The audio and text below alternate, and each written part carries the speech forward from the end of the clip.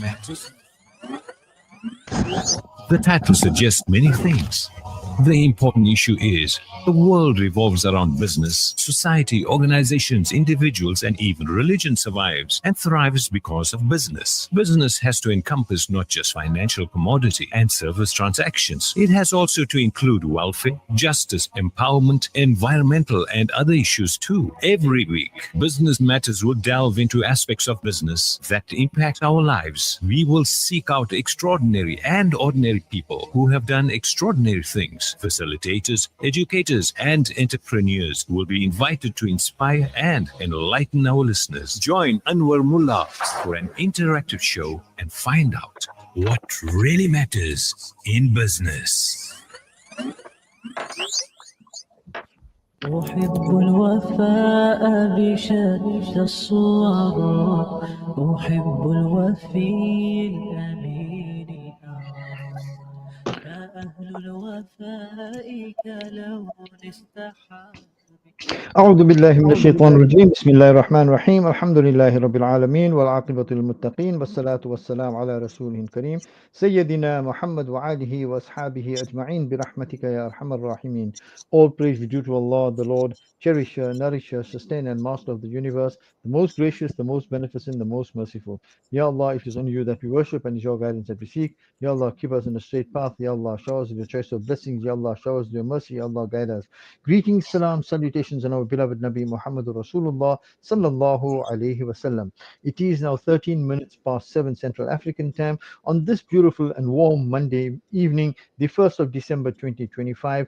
Assalamu alaikum wa rahmatullahi wa barakatuh, and welcome to Business Matters on Radio Ansaar. My name is Faizal MJ Suleman. I'll be sitting in for Brother Anwar Mullah this evening, and our topic for discussion is global opportunities for entrepreneurs. Our special guest who hails from Egypt this evening is Dr. WAEL DESOUKY, the Secretary-General of SALEH KAMEL Sustainable Entrepreneurship and Enterprise Development Organization.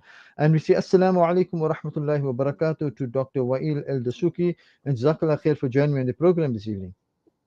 Wa alaikum assalam wa rahmatullahi wa barakatuh, and thank you very much for giving me this opportunity to have access to audience in South Africa, and I'm very excited to be part of it. I want to thank you for joining us, and it is our honor, Dr. DESOUKY. Now, sir, from your perspective, what defines the spirit of entrepreneurship in today's global economy? Actually, the thing is about entrepreneurship, and it's been there for years, but we have been used to the traditional business and traditional business practices, asset-heavy businesses, buying land, buying manufacturing lines, distribution capacities, and so on. And the term entrepreneurship, it came up with the tech bubble and innovation kind of companies, innovative companies, innovative startups. Most of them are tech-based or tech-enabled somehow, not necessarily deep tech, not necessarily innovations in new hardware or new technology, but new ways of doing business, leveraging resources of other communities and networks. So the keyword is innovation, and this innovation made it possible to have a kind of scalable business with exponential growth rate. So the business can scale maybe 20 times sales year over year, 30 times sales year over year, up to hundreds of times, double the sales volume and the turnover year over year. And the valuation of the company, it can turn off in hundreds of millions of dollars in a very short period of time. So that's why this concept became new with the emerging new technologies. Now, Dr. DESOUKY, what are some of the biggest opportunities you see emerging for entrepreneurs in the current international business climate? Actually, there are many opportunities. Definitely after AI, there is a big list. But for now, AI is the keyword. AI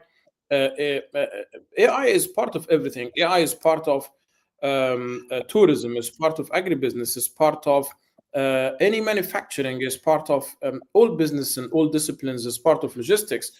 One of the companies, actually, it's a company, but it's a solopreneur company, only one founder, and he runs an e-commerce platform. Everything is AI automated. It's an autonomous company, so the marketing is done with AI. The pricing is done with AI. Handling customer complaints and chatbot, which is an AI. Logistics and shipping is done via AI. So the entire business is done autonomous. So the thing is not necessarily innovating or coming up with new LLMs or large language models, but the thing is how to have or how to utilize the AI technologies and the current AI tools as AI layers over the business. How to utilize AI to improve my customer experience, to improve my logistics, to improve my operations, to improve my management and team dynamics. This is one thing, but AI is not the only thing. I mean, there would always be opportunities in traditional business like agribusiness, maybe technologies in agriculture or agricultural technologies, maybe tourism and this kind of, I would say, ecology businesses. So, I mean, everyone is going after AI, everyone is going after deep tech, everyone is going after new innovation and new technologies, but there is a kind of shortage now with traditional business because it's getting more difficult and more complicated, but there is always demand for it. One of the startups that I've seen in from Cape Town, it's a family business. They have an aquaponics farm. They use fish, chicken, eggs, and of course vegetables. The innovation is or the innovation here is about the ecosystem, the integration, the synchronization. What kind of vegetables works with what kind of fish, with what kind of chicken? So their capacity or productivity per month, they get 5 tons of fish per month, and this is almost 6 times double the maximum capacity of other aquaponics or aquaponic farms. So the innovation here is in the integration or synchronization or ecosystem development. So I mean, AI is part of everything. Then let's not forget about traditional business because there is always opportunities for food, for agribusiness, for tourism, and of course, maybe one of the things that we focus on and succeed as an organization affiliated with the Islamic Chamber of Commerce is the halal opportunities, halalpreneurship, halal food, halal tourism, halal is part of everything. Halal financing, for example. So there are many fintech companies and fintech startups that are trying to offer financing solutions that is Sharia compliant. Financing solutions as debt financing, as equity financing, as crowdfunding, as crowd lending.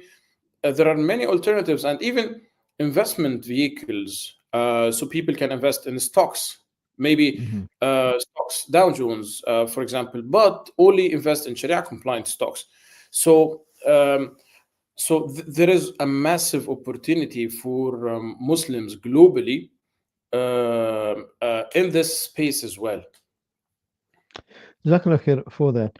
Now, Dr. DESOUKY, how can entrepreneurs from developing countries position themselves to compete and collaborate globally?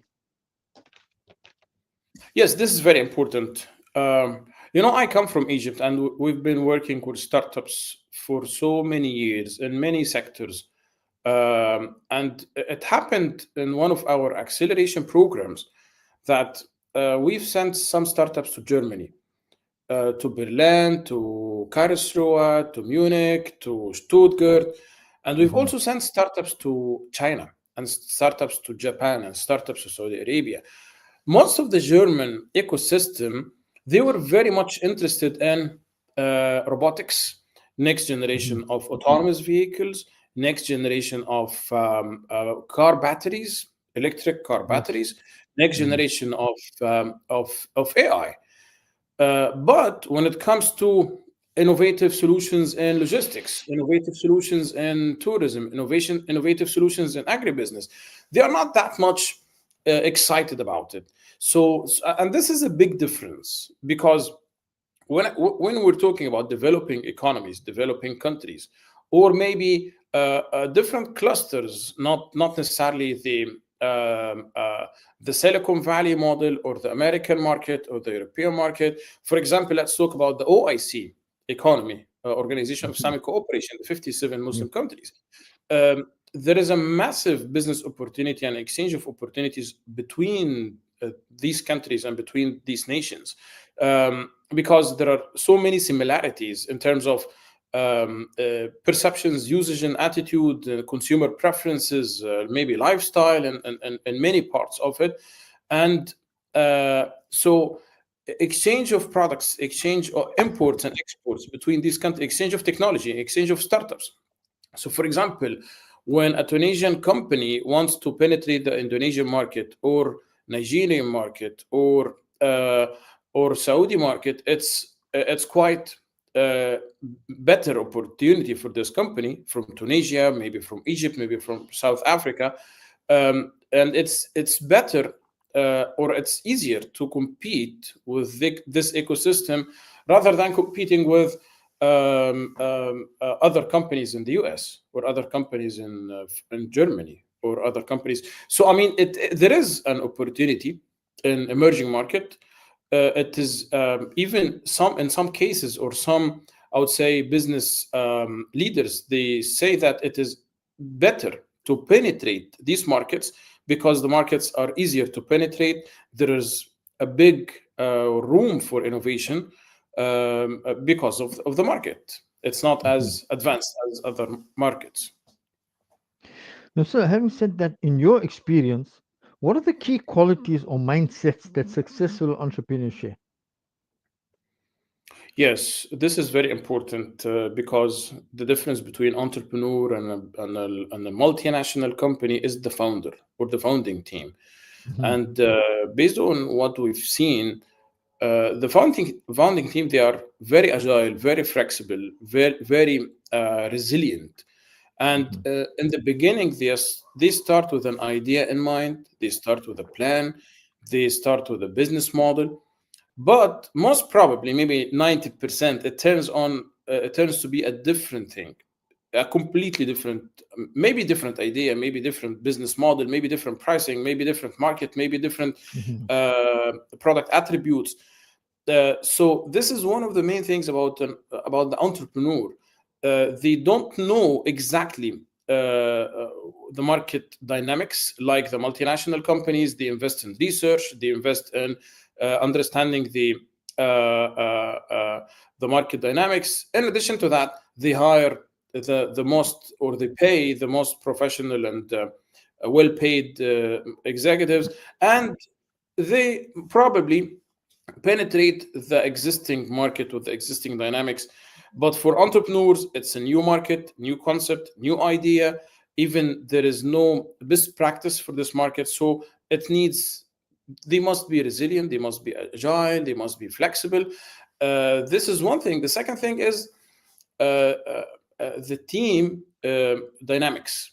So the team dynamics, because in some cases we've seen 3 or 4 co-founders, all of them with the same background, like all of them are tech background, maybe business or sales background. So ideally, they should complement each other. So someone with a tech background, someone with a business background, someone with maybe agricultural background, tourism background. It depends on the company, it depends on the sector, but they must complement each other. And even the equity split, who gets how much equity of the company, again, it depends on their contribution. It depends on the relevant importance of this function to the business, to the company. So yes, of course, it is very important. And I would say most of the investors or the VC funds that we meet, they always say that founding team is the most important variable or element for the success of the company. Absolutely.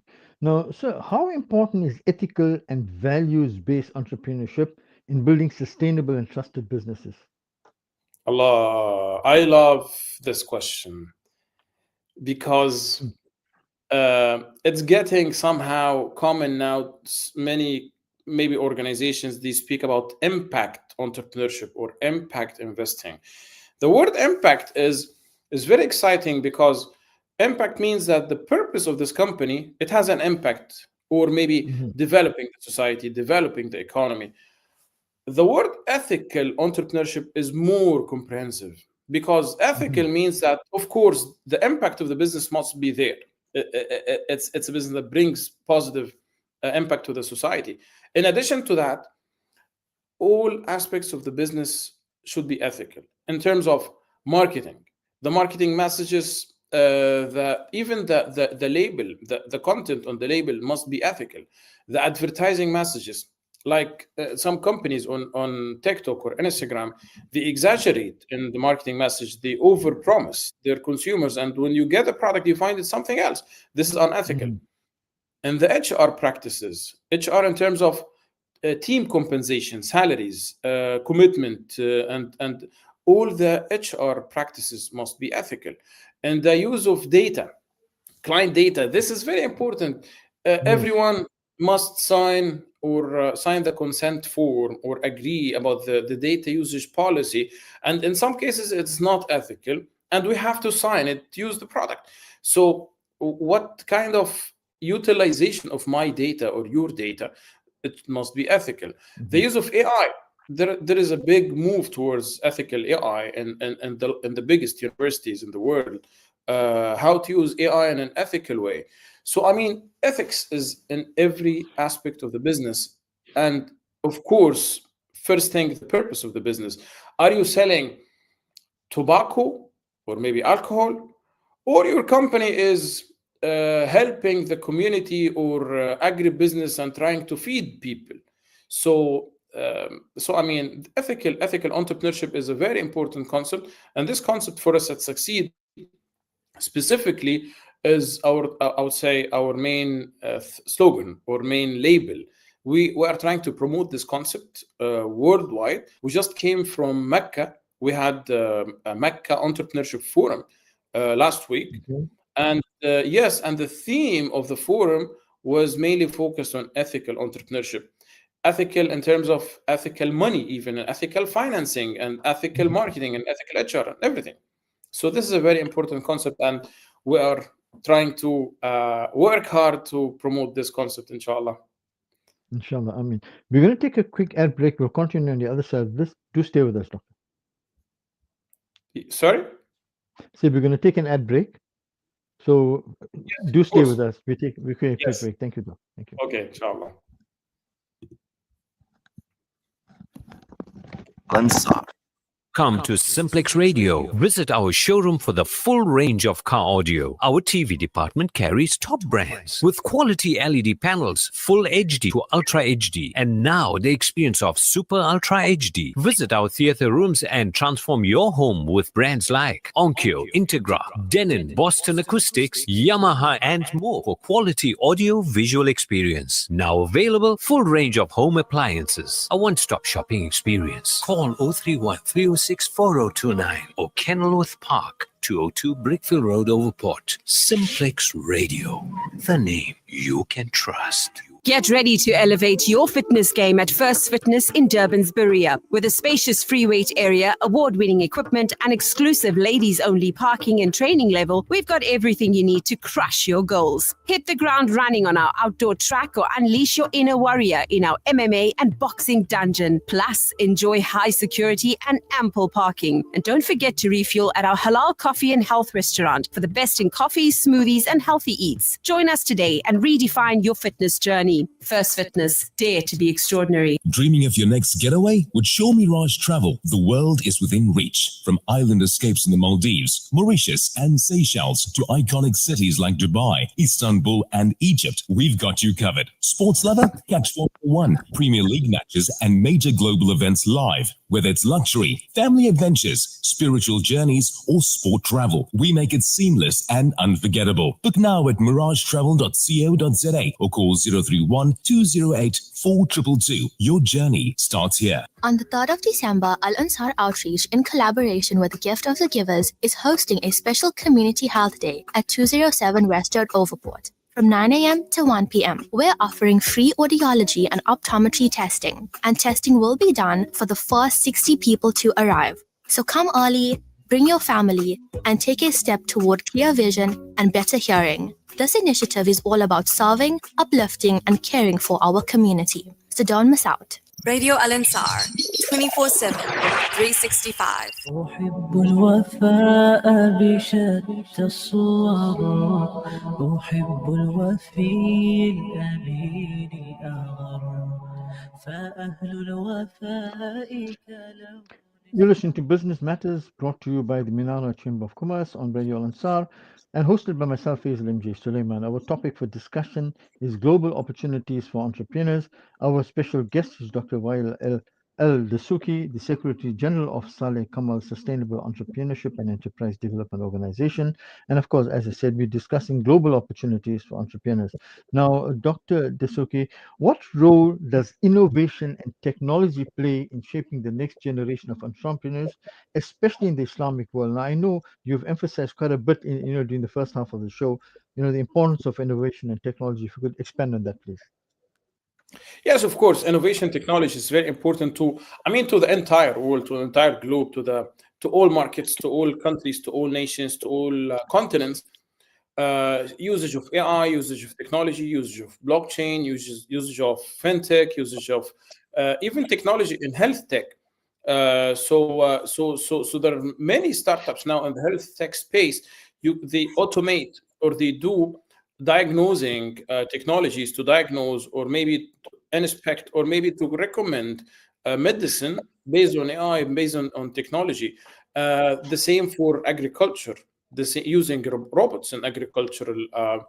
Some hydroponic farms or aquaponic farms in Netherlands, for example, are 100% autonomous.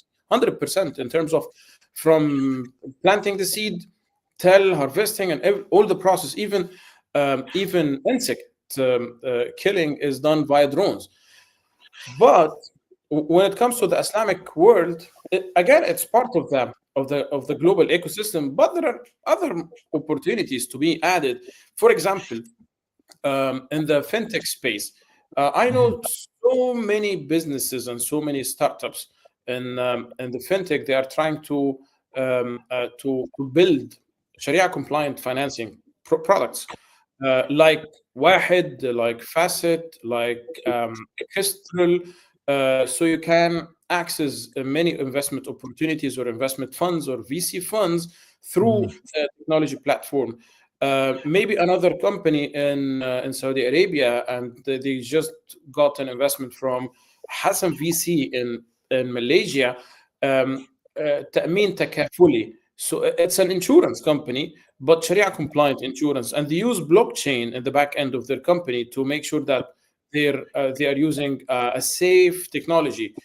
And speaking of the blockchain is very important, for example, for tracing materials and tracing products like halal food and halal products.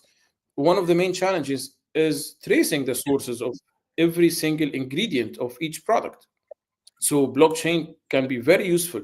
So I mean, when it comes to the Islamic world, at the end of the day, it is market. So the market dynamics, the innovations, that the technologies that works everywhere in the world, it works there. In addition to that, there are many other business opportunities that is customized because it is either Sharia compliant or serving halal business or halal industry or halal market. So yes, there are so many opportunities in this space. And how can young entrepreneurs access mentorship, investment, international exposure through platforms like the ICCD and especially through the membership partnership through the Minara Chamber?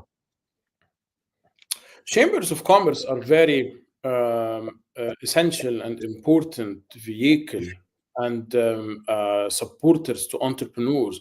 It's a main mandate for all chambers of commerce like Minara and other chambers of commerce across OIC and globally, because the chambers they have access to most of the business community in the city or in the country.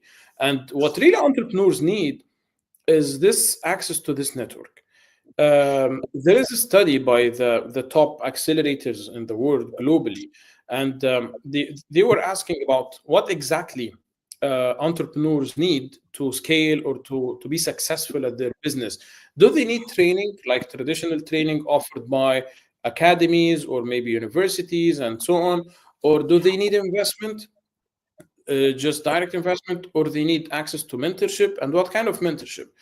So the thing is, they don't really need training because training is just available online on YouTube and other training vehicles.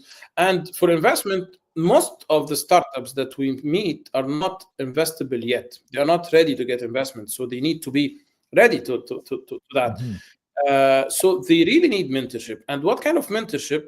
The study says that the most important mentorship needed is mentorship from an entrepreneur, from a serial entrepreneur, from a businessman who's been in the business for years and who's been running company, maybe in the same industry or different industry, but his or her advice is the best. It can save years from the entrepreneur or maybe the early stage company. It can save them years of success. And this is exactly the massive network that chambers of commerce, like Minara Chamber of Commerce, like the ICCD, they have access to more than 60 chamber of commerce across all of the Muslim countries, the 57 Muslim countries, and there are other chambers in South Africa, in Thailand, in other countries, in Brazil, for example, in UK, who are very active and very open to support and very open to cooperate. So yes, it is very important for any entrepreneur to use and utilize this network. It's a massive network, real network of real business leaders, and this is the most important for any founder success. And what are some of the challenges that entrepreneurs face when scaling their business internationally, and how can they overcome them? One of the main challenges for international scalability is finding the right partner.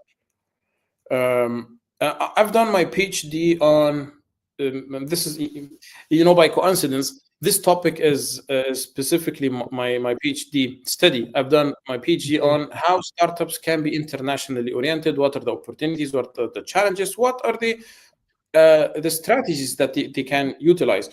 And I realized, based on interviewing many companies who could raise millions of dollars investment, number one for internationalization is the strong partnerships. And to find the right partner is not an easy job. You can always promote your product online, on social media, on Facebook, on Instagram, on TikTok. But to find the right partner, this means that you are heavily involved in this country, in this ecosystem, and you've dealt or you've been working with many, maybe companies or partners or individuals, and then you choose the right partner for your business. And here is a major role for enablers like chambers of commerce, like accelerators, like incubators, like entrepreneurship support organizations, like Succeed, for example. One of our main objectives is to help startups to scale their business across OIC, the 57 Muslim countries, and internationally.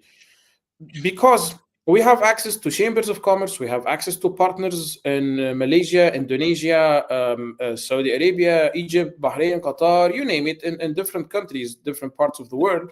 So when there is a company that wants to scale in some country, we just make several introductions, connections with potential partners or potential supporters who can give them good, I would say, or at least credible or honest advice on how to scale or who are the suitable partner for this company.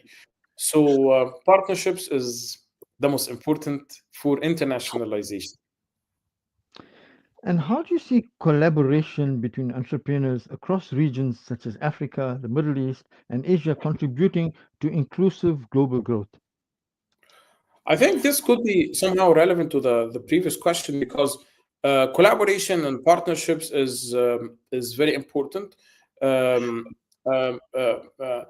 and maybe there is a kind of shift in the global trade map now because of maybe the tariffs policy changed by the US government to other countries.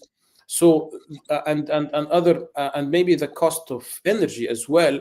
So many companies now are shifting or are changing or are moving their headquarters, maybe part of their manufacturing facilities or capacity, maybe changing their I would say regional offices. And there is a big opportunity now. Now this is just the right time. Maybe what didn't work 10 or 20 years ago, now it's different. There is a big acceptance. There is a shift in even in the mindset of users and consumers and government, and there is an openness and several trade agreements now between these countries.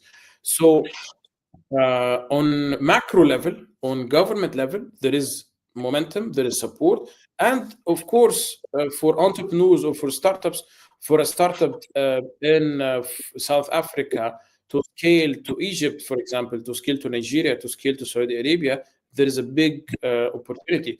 But for the same company to go to maybe Germany, the market there is very, very competitive, not necessarily a large market, but the competition is massive. So yes, this is the right time for this shift now, inshallah. And tell me, Doctor, how do you navigate cultural differences and regulatory challenges in new countries? In any country, you mean, or in any new country that you go to? How do you deal with the cultural differences, the new regulatory? I mean, in your country you use to a particular method, particular regulations. In a new country, you've got different regulations, different culture. How do you adapt to it? This is a very smart question, because in the entrepreneurship world, it's always they have this hat of flexibility and agility. Yet the solution is unique and new. So they tackle the need of the consumer. They tackle the problem, the same problem, but they have to be flexible with the pricing, to be flexible with the language they use, the distribution channels, but the product, most probably because many of these products are tech based or tech enabled. So you know, this concept of born globals or international new ventures. So the concept from the beginning, from day one, is somehow globally appealing. But the thing is, they customize the language, they customize the pricing, they customize the packaging, maybe, or the depends on the market and the dynamics. But at the end of the day, I would say it works with most of the consumer groups. This is one thing. The second thing is they have to apply, for example, for maybe health tech companies. The regulations in Egypt are different from the regulations in South Africa, are different from regulations in Saudi Arabia. So they have to knock the door of each single country as a standalone market, and they have to apply for the license. And in some cases, maybe the best strategy is to acquire an existing emerging startup just to get access to this market and to get access to this license. The same applies for fintech, financial technologies. For example, in 10 years ago from now, Bahrain was the major fintech hub in the GCC region and MENA region, because it was the market was very highly regulated, and it doesn't take time to get a fintech license from the Central Bank of Bahrain. Now the ecosystem changed significantly in the region, so you can apply for the same license in Saudi Arabia, in Egypt, and Qatar, and United Arab Emirates, and so on. So, but at the end of the day, entrepreneurs, they have to be regulated according to the regulations of each country, which is extremely difficult and different. Other than that, the product in many cases should be global, or at least internationally oriented from day one. Absolutely. Doctor, we're going to take our next break, and after this we'll round up. Inshallah, do stay with us. Inshallah.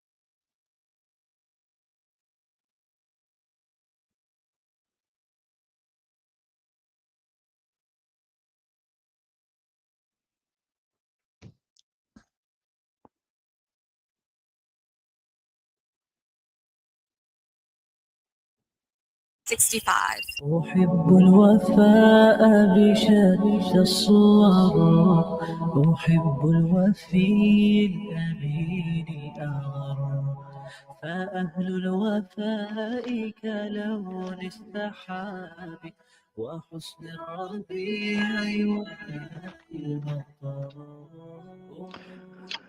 11 minutes to 8 Central African Time. You're listening to Business Matters on Radio Ansaar, brought to you by the Minara Chambers of Commerce and hosted by myself, Faizal MJ Suleman. We are discussing global opportunities for entrepreneurs, and our guest this evening is Dr. WAEL DESOUKY, the Secretary-General of SALEH, KAMEL Sustainable Entrepreneurship and Enterprise Development Organization. Dr. DESOUKY, now, in order to keep up with technology and trends, how did the new entrepreneurs keep up with with the advance in technology and current global trends? Yes, this is very important, and I think peer-to-peer learning is a key word here, because we are exposed to many entrepreneurs, to many startups, to many tech startups, to many innovators, and we are also exposed to, I would say, traditional background. So being involved and engaged in entrepreneurship conferences, in entrepreneurship or innovation-related competitions, maybe joining accelerators or incubators, or joining innovation programs. And when they join these programs, acceleration programs or innovation programs, they meet with like-minded people. So they meet with other entrepreneurs who are using AI in customer service, for example. Another one who's using AI for logistics and operations management. A third one who's using who has access to VC funds in interests in sectors. So the thing is, being part of this network and being engaged and always engaged in this network and having deep conversations and peer-to-peer learning is very important. On the other side, if someone who's not part of this innovation ecosystem and he's always in the traditional business ecosystem or traditional ecosystem, not necessarily business, the probability or opportunity to meet with these entrepreneurs is difficult, except if he reads a lot and if he's really exposed. But I mean, if they meet, and this is what I've seen and this is what we've seen, if they meet on weekly basis with 15 to 20 other entrepreneurs or other innovators, the probability to have this mindset is much higher. So exposure, being part of these networks, being part of different innovation or acceleration programs is very important, and it's a mind shift milestone. I've seen that several times. One of the startups was a logistics company, and it was a kind of they were applying for a program and they were rejected because there is an investment panel or investment committee, but we gave him an opportunity for networking just to join one of our conferences and platforms.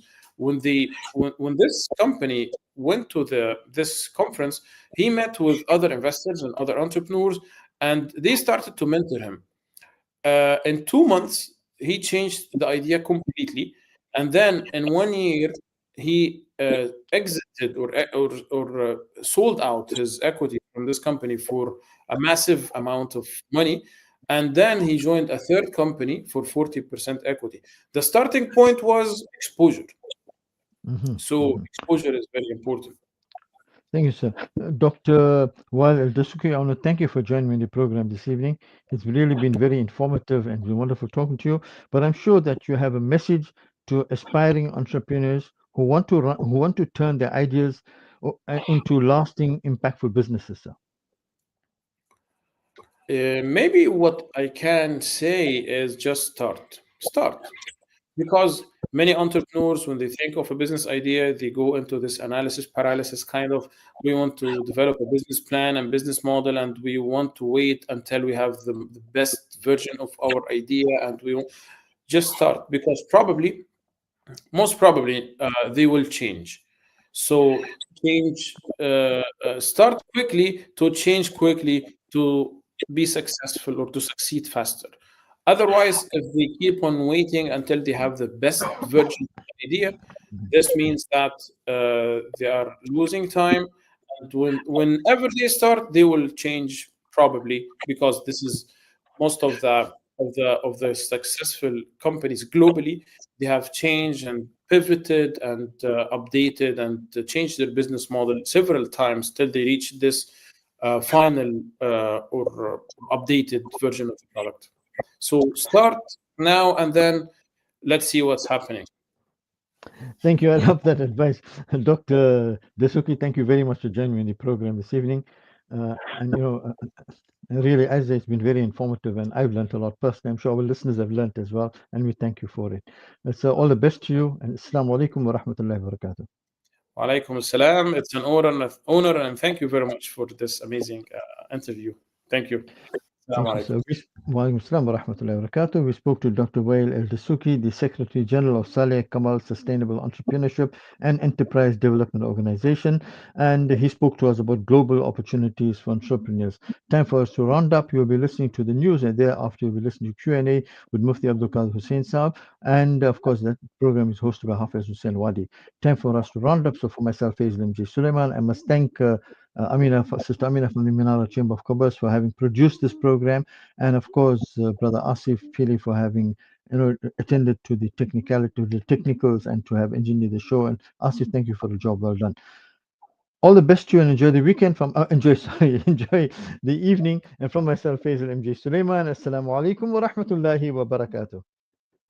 أحب الوفاء بشتى الصور أحب في الأمين الأغار فأهل الوفاء كلام الاستحباب وحسن الربيع وماء المطر مقامهم فوق رأس الجبال وفوق الروابي وعند القمر ويا من تحب غياب الوفاء